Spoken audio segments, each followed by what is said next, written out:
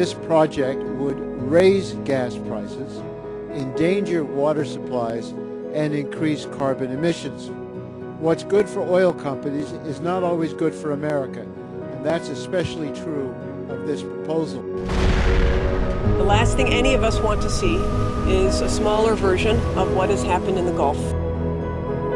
Tar sludge pipelines aren't like normal conventional oil pipelines. Tar sludge is particularly corrosive. It has an atrocious safety record. It's passing through a fragile area of our topography, the Sand Hills. It is passing over the Ogallala Aquifer, which is one of the largest freshwater bodies of water on the planet.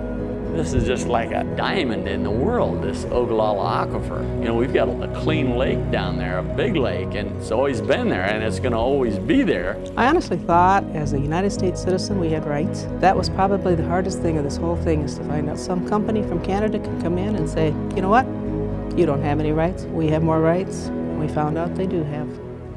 My father, mother, and I have been harassed by TransCanada and their land agents.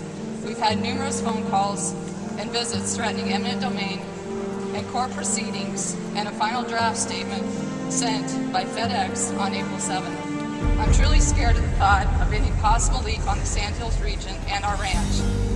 How would we even clean up the cancer-causing agents that are mixed with the water?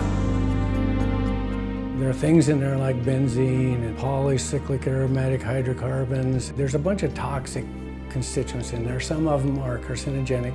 TransCanada likes to claim that if they build a new pipeline, it'll be basically fail-safe. But they built a pipeline only 1 year ago, and that pipeline's already had 12 spills. The pipeline in the green! The people what they need! Stop the pipeline in the green! The people what the Obama administration should be doing everything that it can to approve projects expeditiously if they are creating jobs and reducing gasoline prices. We think that TransCanada is wildly exaggerating the number of jobs that the pipeline could bring. Certainly it would bring a number of construction jobs around the constructing of the pipeline, but after that it's not bringing long-term jobs. We don't know if it's even going to stay here. They may refine it and then ship it out to China or somewhere else.